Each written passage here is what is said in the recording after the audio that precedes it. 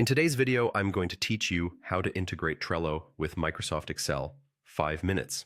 If you've ever wanted to turn spreadsheet rows into Trello cards without copying and pasting, this quick setup will save you time and keep your projects organized.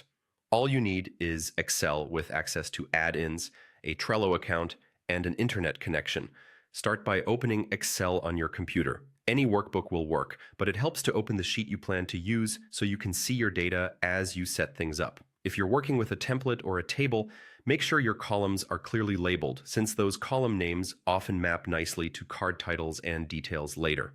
Next, locate the Add-ins area in Excel. On most versions, go to the Insert tab and select Get Add-ins. Some builds surface this in the Home tab. If you don't see add-ins, you might be on a restricted device or offline, so sign in to your Microsoft account and check with your administrator if needed. In the Add-ins window, use the search bar and type Excel Send to Trello.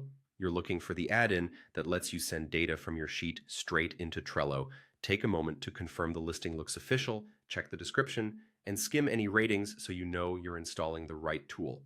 Click Add to install it, then follow the prompts to connect Excel to Trello.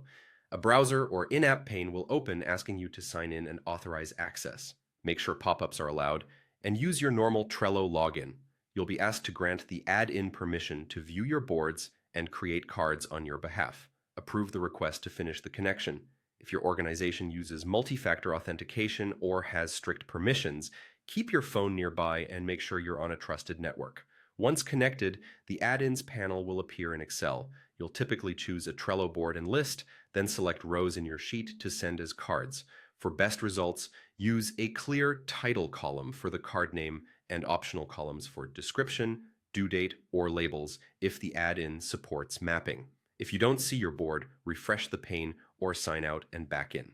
And if the add button was grayed out earlier, updating Office and restarting Excel usually resolves it. That's it. Excel and Trello are now talking to each other.